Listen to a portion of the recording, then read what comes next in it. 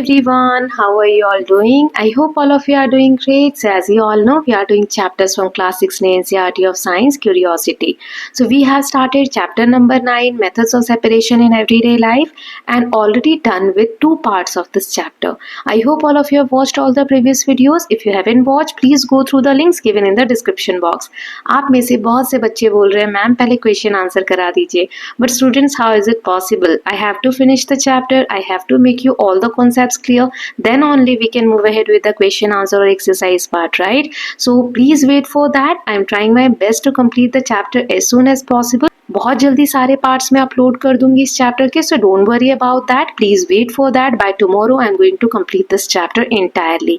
So please understand all the concepts, then move ahead with the exercise, then it will be beneficial for you. Okay, so let us just move ahead with the part 3. So we were learning about the methods of separation, जिसमें हम देख रहे थे कि 2 भाई बहन हैं, Mali and Wali. They are visiting their relatives all over the India and learning about the different methods of separation. So इसी में आगे हम जानते हैं अलग methods of separation के बारे में. Here it is given as it is now time for them to visit Dada Dadi, that is paternal grandparents residing in Puducherry located in southern India. जो इंडिया के southern part में पुडुचेरी करके एक जगह है, वहाँ पर वली और मली के दादा दादी रहते हैं, वहाँ वो लोग जाने वाले हैं. So both are excited to meet their old neighborhood friend बालन. वो अपने बचपन के दोस्त जिसका नाम है बालन, उससे मिलने के लिए बहुत excited हैं. After reaching Puducherry, they start talking about the old times and do not realize that it is already evening. दादी's tea time. बात करते करते कब शाम हो गई उन्हें पता ही नहीं चला और दादी की चाय का समय हो गया था. सो दादाजी ने कहा I shall prepare tea for you. मैं आपके लिए चाय बना दूंगा. तो बच्चे कहते हैं We will also help you. हम भी आपकी मदद करेंगे. As दादा makes the tea, he shares tips on how to make a cup of tea.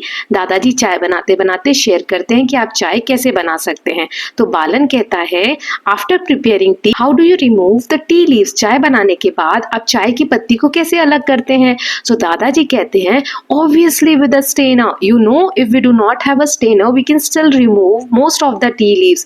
दादाजी कहते हैं obviously हम चाय की छन्नी का यूज करके चाय को छानते हैं, लेकिन क्या आप जानते हैं अगर चाय की छन्नी आपके पास नहीं है फिर भी आप most of the ज्यादा से ज्यादा चाय की पत्ती को छान सकते हैं. तो वली कहती है how, कैसे? तो दादाजी कहते हैं leave the saucepan, that is vessel containing tea undisturbed for some time and gently pour the tea in a cup. कुछ देर के लिए उस बर्तन को जिसमें चाय है बिना हिलाए डुलाए एक जगह पर रहने दीजिए. उसके बाद जो चाय की पत्ती है ना वो अपने आप नीचे सेटल डाउन हो जाएगी. उसके बाद आप पोर कर लीजिए चाय को कप में, है ना. सो वली कहती है oh yes and then the tea leaves will be settle at the bottom. So यही जो मैंने आपको अभी बताया, वली भी कहती है कि हाँ अगर हम बर्तन को डिस्टर्ब नहीं करेंगे तो चाय की पत्ती बर्तन के बॉटम में सेटल हो जाएगी. Now the process of settling down of heavier insoluble component at the bottom of liquid is called sedimentation. So ये जो प्रोसेस है जिसमें ऐसी चीजें जो सॉल्युबल नहीं है, मतलब घुल नहीं रही है पानी में, जैसे चाय की पत्ती चाय में घुल नहीं रही है, सो जब सेटल डाउन हो जाती है बॉटम में बर्तन के तले में तो उस प्रोसेस को हम बोलते हैं सेडिमेंटेशन. अब जब उस चाय को हमने कप में छाना, पत्ती से अलग किया, सो उस प्रोसेस को हम बोलते हैं decantation. Okay, so when the water that is liquid is removed by tilting the vessel, the process is called decantation. जब बर्तन को टेढ़ा करके हमने चाय को चाय पत्ती से अलग किया तो उस प्रोसेस को डिकेंटेशन कहते हैं. यहाँ वही दिया गया है. In the chapter materials around us you have studied that oil does not mix with water and forms a separate layer when left undisturbed for some time. Which method of separation would you use to separate oil and water? So हमने जब chapter पढ़ा था material around us तो उसमें हमने देखा था कि पानी और तेल ये दोनों मिक्स नहीं होते हैं, तेल की एक लेयर बन जाती है ऊपर. सो किस मेथड से आप तेल को पानी से अलग करेंगे? Again decantation. जब आप बर्तन को टेढ़ा करेंगे सो जो एक लेयर है वो दूसरे बर्तन में आ जाएगी, है ना. इस तरीके से पानी और ऑयल को हम सेपरेट करेंगे. Now this boy is saying here that oh decantation is also used in washing and cleaning of rice and pulses. यहाँ आप देखिए चावल को जब हम धोते हैं बनाने से पहले या दाल को जब हम धोते हैं तो पानी इस तरीके से हम छानते हैं ना, बर्तन को टेढ़ा करके। तो ये भी क्या प्रोसेस है? डिकेंटेशन है। इसमें चावल या दाल जो भी हम धो रहे हैं बर्तन के बॉटम में सेटल डाउन हो जाते हैं और पानी ऊपर रह जाता है। जब हम बर्तन को टेढ़ा करते हैं पानी जो है वो दूसरे बर्तन में चला जाता है, राइट। तो ये क्या प्रोसेस है? इसमें दोनों चीजें हो गई, सेडिमेंटेशन भी जब सेटल डाउन हुई भारी चीज, और डिकेंटेशन भी जब हमने लिक्विड को अलग कर लिया छान के या गिरा के दूसरे बर्तन में। Okay, now let's see. दादाजी कहते हैं but I can still get a few leaves in my mouth because decantation does not completely separate all the tea leaves from the T.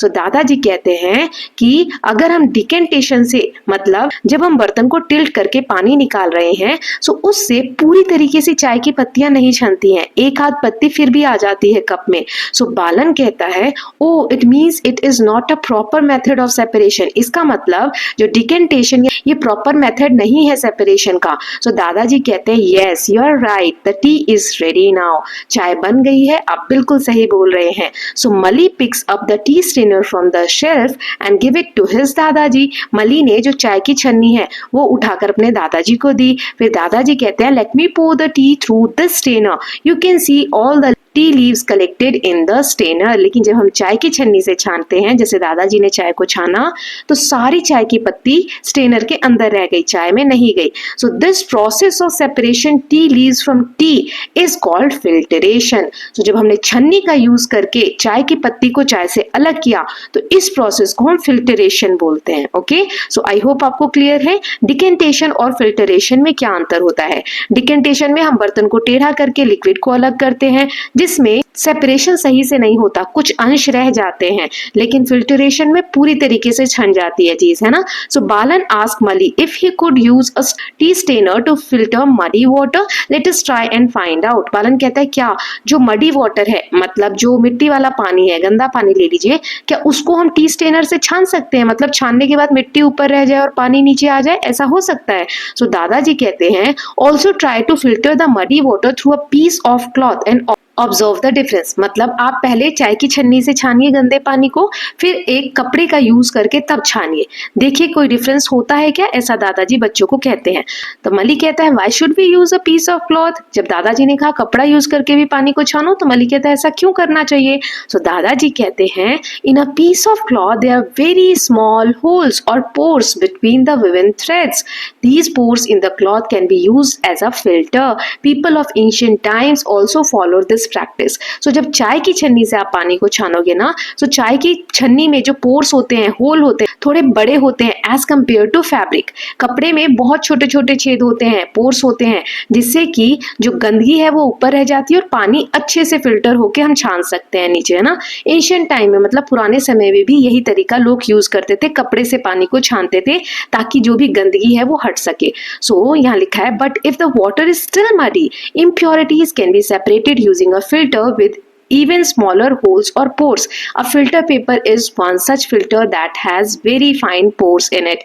So यहाँ पे लिखा है अगर आप कपड़े से छानते हैं फिर भी अगर उसके अंदर गंदगी रह जाती है, मड रह जाता है, मिट्टी वगैरह रह जाती है, तो उसको भी हम छान सकते हैं, इसीलिए फिल्टर पेपर का यूज होता है।